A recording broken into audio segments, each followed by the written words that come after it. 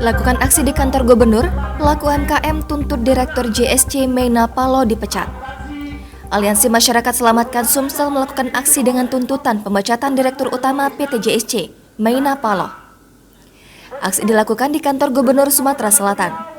Sekitar 50 orang massa yang datang berkumpul di kantor Gubernur Sumatera Selatan. Massa ikut tergabung dalam aksi merupakan masyarakat yang memiliki UMKM di Cakabaring Sport City.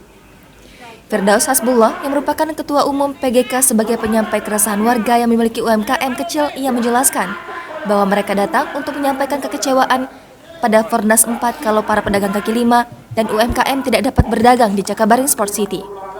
Masa aksi menuntut Meina Paloh lantaran adanya sikap arogansi yang dilakukan kepada pelaku usaha kecil yang tentu saja sikap tersebut bertentangan dengan misi PT JSC, yaitu berperilaku dan berpikir benar serta tidak menyimpang dan memiliki karakter yang jujur. Amir yang merupakan salah satu pedagang di Cakabaring Sport City juga mengaku bahwa ia dan rombongan massa aksi sempat diancam. Selain itu, massa aksi juga menuntut Meina Paloh karena dianggap belum mampu menunjukkan kemampuan dan kemandirian sebagai BUMD. Selain itu, banyaknya venue-venue yang rusak dan terbengkalai serta perawatan yang kurang maksimal.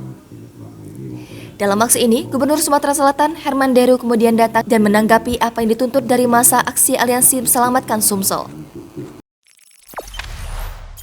Jangan lupa subscribe, share, komen, dan like ya!